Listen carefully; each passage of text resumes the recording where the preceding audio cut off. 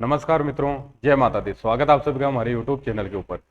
नववर्ष 2023 प्रारंभ होने जा रहा है, तो नववर्ष 2023 है, वृश्चिक लग्न है, उनके लिए क्या क्या लेकर आ रहा है, ये सारी चीजें अपन डिस्कशन करने वाले हैं। क्या क्या उनके जीवन में महत्वपूर्ण घटनाएं होने वाली है, या फिर अपन कौन कौन से भविष्यवाणियां है जिनका मान सकते हैं कि ये तो 2023 के अंदर वृश्चिक लग्न है उनके लिए होकर ही रहेगी। तो ये सारी चीजें अपन प्रैक्टिकली देखने वाले हैं और समझने वाले हैं कि कौन कौन सी महत्वपूर्ण घटनाएं हैं या फिर भविष्यवाणियां है जो उनके जीवन में होकर रहेगी।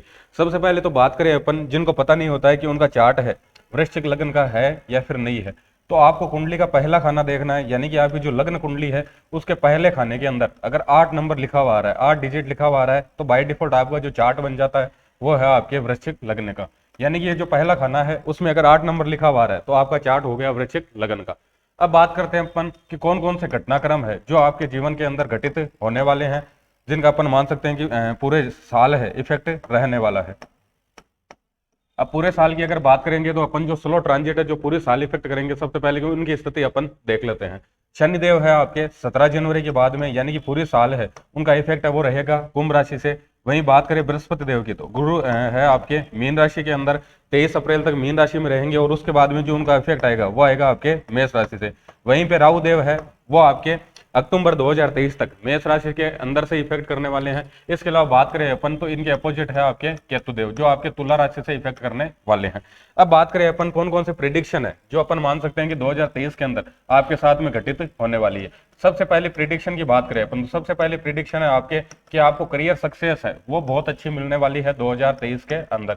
करियर सक्सेस की बात करते हैं अपन या तो छठे घर से या फिर बात करते हैं अपन 10वें घर से, क्योंकि जो 10वां घर है उसे अपन क्रम भाव बोलते हैं। किसी भी व्यक्ति है उसकी जो कर्म की स्थिति या फिर कार्य क्षेत्र के अंदर एक आइडेंटिफिकेशन मिलना, नेम फेम स्टेटस ब्रांडिंग मिलना, यश कीर्ति मिलना, पद प्रतिष्ठा मिलना, मान सम्मान मिलना उसके कार्य क्षेत्र के अंदर, ये सारी चीजें अपन 10वें घर से कनेक्ट करते हैं। और किसी भी तरह की कॉम्पिटिशन सक्सेस है, यानी कि आप इंटरव्यू देने जा रहे हो या फिर अपन ये मान सकते हैं किसी भी तरह का एग्जाम दे रहे हो, उसके अंदर जो सक्सेस चाहिए वो देखते हैं अपन छठे घर से। अब छठे और 10वें घर की स्थिति देखें तो शनिदेव है स्वयं की मूल त्रिकोण राशि के अंदर है और उनकी 7वीं दृष्टि है वो आएगी आपके 10वें घर के ऊपर। यानी कि शनिदेव है वो 10वें घर के ऊपर अच्छा रिजल्ट देने के लिए पूरा इफेक्ट डाल रहे हैं। इसके अलावा राहु देव है और बृहस्पति देव है। जैसे राहु देव है पहले से उनकी प्लेसमेंट है मेष राशि के अंदर, और बृहस्पति देव है उनकी आपके 23 अप्रैल के बाद में मेष राशि के अंदर आ जाएगी।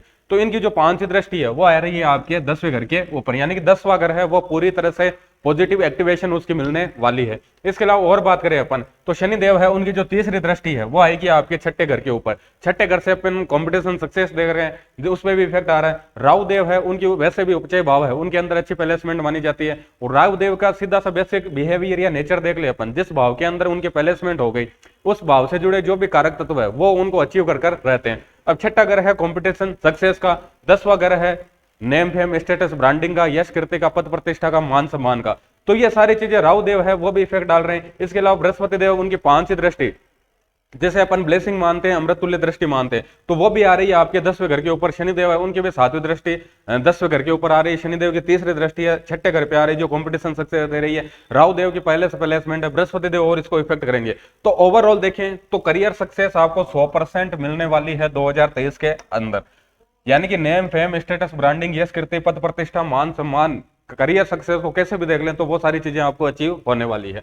अब बात करते हैं अपन दूसरी प्रिडिक्शन की। दूसरी प्रिडिक्शन और क्या घटित होने वाली है, आपकी मनोस्थिति है वो थोड़ी गड़बड़ रहने वाली है 2023 के अंदर। यानी कि अपन ये मान सकते हैं कि मनोस्थिति है वो गड़बड़ रहेगी। मनोस्थिति की गड़बड़ की अपन क्यों बात कर रहे हैं, क्योंकि मनोस्थिति है वो देखते हैं अपन चौथे घर से, क्योंकि कालपुरुष की जो कुंडली है उसमें जो 4 नंबर भाव है या फिर जो 4 नंबर राशि है वो है आपके कर्क राशि, जिससे अपन मनोस्थिति देखते हैं। तो चौथे घर से व्यक्ति के सोच विचार की स्थिति देखते हैं। व्यक्ति अपन ये मान सकते हैं पूरी की पूरी जो मनोस्थिति है वो अपन चौथे घर से देखते हैं। अब चौथे घर में आपके प्लेसमेंट होने जा रही है शनि देव की। इसके अलावा केतु देव है उनकी 5वीं एस्पेक्ट है वो आएगी आपके चौथे घर के ऊपर। तो यहाँ पर जो श्रापित दोष का निर्माण हो रहा है, या फिर अपन ये मान सकते हैं कि जो नैसर्गिक अशुभ ग्रह है जैसे केतु देव मान ले या फिर शनि देव मान ले, उनका जो इफेक्ट आ रहा है चौथे घर पे, कहीं ना कहीं वो आपकी मनोस्थिति है उसमें गड़बड़ कर सकता है। और अपन ये भी मान सकते हैं कि मनोस्थिति के साथ में आपके फैमिली टर्म्स है या फिर जिस घर के अंदर आप वर्तमान के अंदर रह रहे हो, यानी कि ओवरऑल देखें तो घर का माहौल है वो भी गड़बड़ रहने वाला है थोड़ा,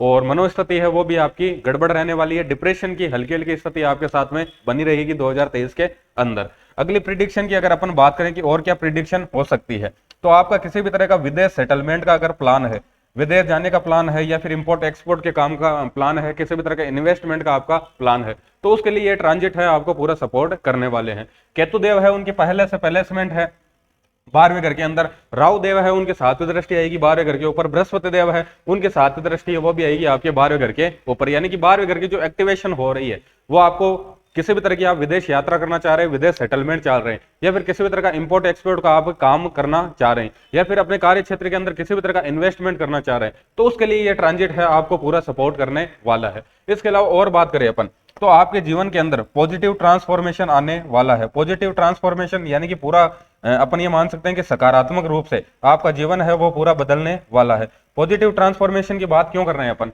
बृहस्पति देव है उनकी 23 अप्रैल तक जैसे 5वें घर के अंदर उनकी प्लेसमेंट रहेगी, तो उनकी 5वीं दृष्टि है वो आएगी आपके 9वें भाग्य भाव के ऊपर, और उनकी जो 9वीं दृष्टि है वो आएगी आपके लग्न के ऊपर। यानी कि बृहस्पति देव है उनका अप्रैल तक अपन सिनेरियो देखें तो उन्होंने पूरा धर्म त्रिकोण भाव है उसको एक्टिवेट कर रखा है। इसके अलावा उसके बाद में देखिए अपन तो जैसे केतु देव है, केतु देव के देख ले, बृहस्पति देव है उन्होंने धर्म त्रिकोण भाव को एक्टिवेट कर रखा है आपके 23 अप्रैल तक। इसके अलावा केतु देव है उनकी बात करें तो केतु देव उनकी दृष्टि आ रही है आपके 5वें घर के ऊपर। इसके अलावा उनकी जो 9वीं दृष्टि है वो आ रही है आपके 8वें घर के ऊपर। यानी कि केतु देव है उन्होंने तो पूरा मोक्ष त्रिकोण भाव एक्टिवेट कर रखा है। इसके अलावा बृहस्पति देव है उन्होंने धर्म त्रिकोण भाव पूरा एक्टिवेट कर रखा है।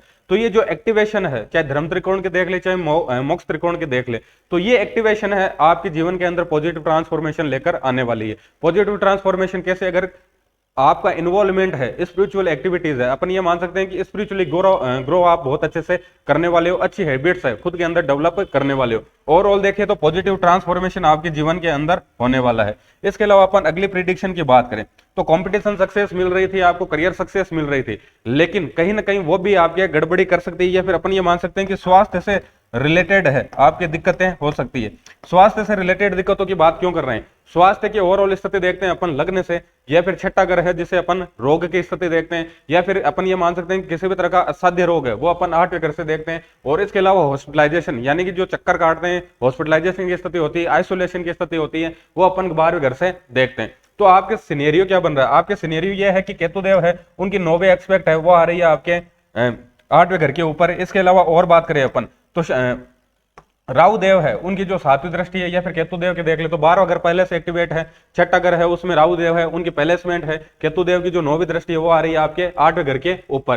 तो ओवरऑल शनि देव है उनकी 3री दृष्टि है वो भी आ रही है आपके 6ठे घर के ऊपर। तो छठा घर है उससे अपन रोग की स्थिति, ऋण की स्थिति, या फिर शत्रुओं की स्थिति वो सारी देखते हैं। इसके अलावा जो छठा घर है उससे देखते हैं अपन षड्रिपु यानी कि काम क्रोध है, लोभ मोह है, मद मत्सर्य, ये सारी चीजें देखते हैं। राहु देव है वो भी क्या है आपके जो षड्रिपु है उन्हीं चीजों के कारक है। तो अपन ये मान सकते हैं कि ये चीजें आपके गड़बड़ कर सकती है, या फिर आपका स्वास्थ्य डैमेज कर सकती है। इसके अलावा शनि देव है उनकी जो 10वीं दृष्टि आ रही है लग्न के ऊपर। शनि देव जब भी लग्न से संबंध बनाते हैं तो कहीं ना कहीं व्यक्ति है उसके स्वास्थ्य के अंदर अपन गड़बड़ी देखते हैं, व्यक्ति है हॉस्पिटल के चक्कर काटते हैं। इसके अलावा छठे घर की एक्टिवेशन, 8वें घर की एक्टिवेशन, 12वें घर की एक्टिवेशन, यानी कि जो त्रिक भाव है एक्टिवेट हो रखा है, ये कहीं ना कहीं आपको हॉस्पिटल के चक्कर कटवा सकता है। बचने के लिए क्या कर सकते हैं वो सारी चीजें अब देखते हैं अपन। सबसे पहले तो बात करें अपन राहु देव की, तो राहु देव है स्वयं षड्रिपु के कारक है, यानी कि छठा घर है जिसे अपन षड्रिपु देखते हैं, काम है, क्रोध है, लोभ है, मोह है, मद है, मत्सर्य है, और ये सारी की सारी चीजें अपन राहु देव से कनेक्ट करते हैं। अब राहु देव है उनकी अगर 9वें एस्पेक्ट की बात करें तो वो आएगी आपके 2रे घर के ऊपर। इसका मतलब क्या है कि आपका खान पान है वो अगर सही नहीं रहेगा, उसके अंदर नशे की इन्वॉल्वमेंट हो जाएगी, या फिर अपन ये मान सकते हैं कि खान पान में अगर किसी भी तरह की गड़बड़ी होती है, नशे की इन्वॉल्वमेंट होती है, तो आपका स्वास्थ्य गड़बड़ हो सकता है। राहु की जो एनर्जी है वो नेगेटिव तरह से आपको इफेक्ट कर सकती है। इसके अलावा और बात करें तो शनि देव जैसे लग्न से संबंध बना रहे हैं, 10वीं दृष्टि लग्न के ऊपर आ रही है, तो शनि देव चाह रहे हैं कि आप खुद के ऊपर कर्म करिए, खुद के ऊपर काम करिए, क्योंकि 10वीं दृष्टि कर्म की है। अब खुद के ऊपर कैसे काम होगा? अगर किसी भी तरह की फिजिकल एक्टिविटी है उसका इन्वॉल्वमेंट आपके जीवन के अंदर नहीं होता है तो शनि देव आपको बीमार कर सकते हैं। इसके अलावा और बात करें अपन तो केतु देव है उनकी प्लेसमेंट है 12वें घर के अंदर। 12वां घर है जिसे अपन हॉस्पिटलाइजेशन की स्थिति देखते हैं, अकेलेपन की स्थिति देखते हैं, या फिर जो हॉस्पिटलों को चक्कर काटते हैं, बैठे रहते हैं, वो सारी स्थितियां अपन 12वें घर से देखते हैं। तो वहां पर केतु देव है वो अपनी एक्टिवेशन लेकर बैठे हैं। अब 12वां घर है उससे अपन योगा की स्थिति देखते हैं, या फिर मेडिटेशन की स्थिति देखते हैं। तो केतु देव चाह रहे हैं कि आप मेडिटेशन करें, और अपन ये मान सकते हैं कि किसी भी तरह की साधना है वो भी केतुदेव से कनेक्ट करते हैं। और जो 8वां घर है जो खुद साधना का भाव है वो केतुदेव से लिंक कर रहा है। और 12वां घर है जैसे अपन किसी भी तरह की अपन ये मान सकते हैं कि जो मेडिटेशन के अंदर अचीवमेंट है वो अपन 12वें घर से देखते हैं। मेडिटेशन खुद है वो केतु का एलिमेंट है। तो ओवरऑल देखें तो केतु देव की देख लें, राहु देव की बात देख कर लें या फिर शनि देव की बात कर लें, आपको फिजिकल एक्टिविटी करते रहना है, योगा है या फिर मेडिटेशन है वो आपको करते रहना है। इसके अलावा खान पान है उसका आपको विशेष रूप से ध्यान रखना है ताकि आपके हेल्थ इश्यू ना हो। इसके अलावा और बात करें तो छठा घर है जैसे अपन रोग की स्थिति, ऋण की स्थिति, शत्रुओं की स्थितियां देखते हैं या फिर किसी भी तरह की कोर्ट कचहरी है उसके चक्कर है वो अपन छठे घर से देखते हैं। अब राहु देव है स्वयं षड्रिपु के कारक है और छठा घर स्वयं षड्रिपु का है, तो उसकी जो एक्टिवेशन मिल रही है, काम है, क्रोध है, लोभ है, मोह है, मद है, मत्सर्य, तो इन सभी की एक्टिवेशन के कारण कहीं ना कहीं अपना छठा घर है वो अपने को दिक्कत दे सकता है, अपनी छवि है धूमिल कर सकता है, अपने जीवन में अपन ये मान सकते हैं कि शत्रु बन सकते हैं, झगड़े हो सकते हैं। तो इन सभी से बचने के लिए अपन क्या कर सकते हैं, इसके बचने के लिए आप किसी न किसी तरह का आप डोनेशन है देते रहें और खुद की फिजिकल एक्टिविटी करते रहें, योगा मेडिटेशन वो करते रहें, तो आपके ओवरऑल देखें तो ये आपके 2023 है गोल्डन ईयर बन सकता है। तो ये 2-3 चीजें आपको ध्यान में रखनी है। बाकी ओवरऑल देखें अपन तो सारी चीजें आपके जीवन के अंदर पॉजिटिव होने वाली है 2023 के अंदर। धन्यवाद।